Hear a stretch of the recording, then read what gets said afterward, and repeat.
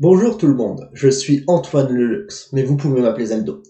Je suis le producteur de la série de fangame Le Défi de Zeldo, et je développe en ce moment même mon futur projet, The Legend of Zelda Forgotten Legend. Si vous êtes ici, c'est que vous désirez en voir un peu plus sur ce projet. Pour commencer, j'ai une annonce. Le développement du jeu avance à grands pas, merci infiniment pour votre patience.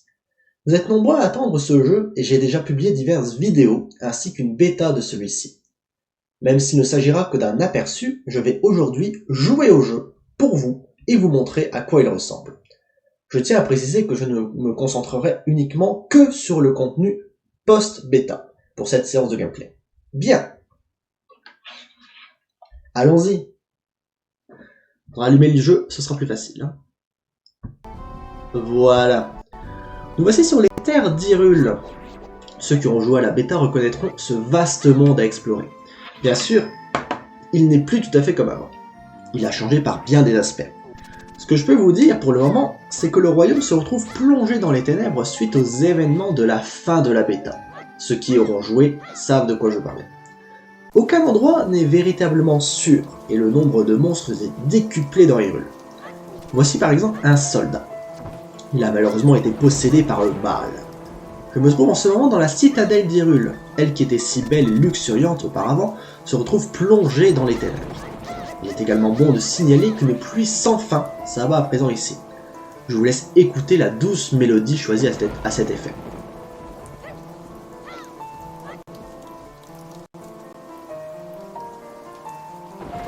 Les plus mélomanes d'entre vous auront évidemment reconnu Midna's Lament de Twilight Princess. Je trouve que cette musique reflète assez bien la mélancolie dans laquelle se retrouve plongée cette cité et ses ruelles. Parfait. Je vais à présent vous montrer un petit peu de contenu de donjon, si vous le voulez bien. Nous nous retrouvons à présent dans un lieu totalement secret, même si vous le reconnaîtrez sans doute grâce à sa musique, mais c'est un secret. Alors, j'ai vu dire que certains d'entre vous aiment les temples de l'eau dans les jeux Zelda. Je me suis donc dit que cet exemple serait bon à vous montrer. Regarde, par exemple ici, l'eau ne s'écoule que vers le bas de la pièce, alors que la suite se trouve ici vers le haut. Je vais rentrer ici, dans ces structures, frapper ce cristal et... Voilà, parfait. La tuyauterie s'écoule maintenant vers le nord du donjon. Voilà. Et nous pouvons continuer notre progression. J'ai également inclus un nouveau système de clés pour les donjons futurs. Il s'agit de clés de couleur avec leurs serrures associées. De quoi rendre les donjons à venir encore plus vastes et de plus en plus tordus. Ne me remerciez pas, je suis sûr que vous adorerez ça.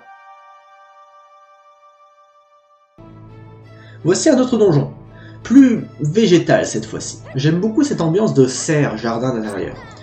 Si je vous ai amené ici, c'est pour vous montrer ce tout nouvel ennemi. Il s'agit d'un Neigor. Le sprite d'ailleurs vient de New Link. New Link, on t'aime. Cet ennemi, voilà, une fois qu'il avance vers nous avec l'œil ouvert, on peut le frapper. Alors si nous progressons, nous allons rencontrer la variante bleue de cet ennemi. Cette fois-ci, regardez, mon épée ne peut absolument rien faire contre lui. Par contre, si je sors mon arc, voilà, le voici terrassé. L'arc fait partie des nombreux nouveaux objets dont vous bénéficierez dans ce nouveau contenu de jeu. L'arc me sert ici par exemple à activer divers mécanismes à distance tels que ces cristaux par exemple. Voilà qui fait. Alors il n'y a pas que l'arc comme nouvel objet, hein, rassurez-vous, j'ai travaillé sur d'autres nouveaux objets. Voici par exemple les bombes. Tout comme dans Link to the Past, il vous sera possible de les soulever et de les lancer à distance. Regardez, par exemple ici l'Octorok, et boum. Voilà, parfait. Évidemment, les bombes vous serviront surtout à dévoiler moult fissures et explorer de nouvelles régions. Je suis d'ailleurs sûr que ceux qui ont joué à la bêta voient parfaitement où elles pourraient servir, comme par exemple ici, mais j'en montre pas plus. J'ai également travaillé sur le grappin. Cette chaîne qui se détend et se contracte en faisant cling permet à Link d'assommer ses adversaires et de prendre les butins à distance, mais elle sert surtout à s'accrocher à certains décors particuliers comme ici. Je lance le grappin, et nous voici de l'autre côté. Je ne vais cependant pas explorer cette plaine au nord, afin de vous laisser la surprise de la découvrir en jeu. Il y a tellement de choses à découvrir, rassurez-vous. D'autres ennemis seront également de la partie. J'ai voulu miser sur un côté plus technique dans les combats, rendant le système de roulade de Link utilisable en combat tel un système d'esquive. Cela permet de faire des combats à la Dark Souls. On roule, on réplique, on esquive, etc.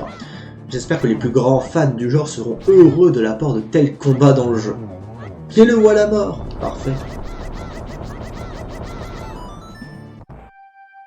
Alors la musique, hein. La musique, lieu secret. Lieu secret, bien sûr, on ne dit rien, on ne dit rien. Voici un autre exemple de ce type de combat qui est ici plus corsé.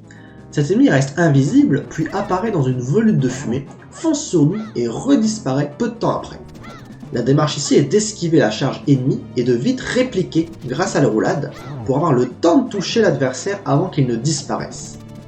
C'est assez difficile à faire, mais il s'agira surtout d'une question d'habitude pour les néophytes. Je compte prochainement faire tester cet ennemi par un de mes bêta-testeurs fans de Elden Ring, le GOTY 2022 bien sûr. Il sera donc la meilleure référence pour me certifier que ce combat est bel et bien faisable. Ça va être à vous de tryhard.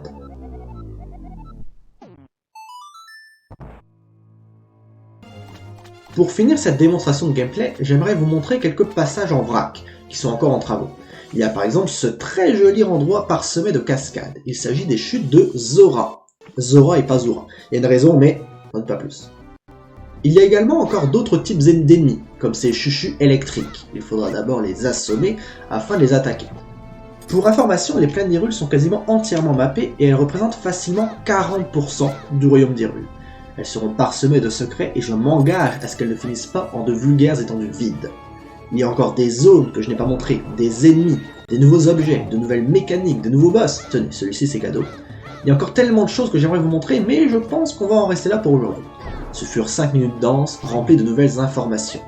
N'hésitez pas à regarder les extraits plusieurs fois, certains détails peuvent parfois se cacher dans un coin de l'écran. Faites-moi confiance.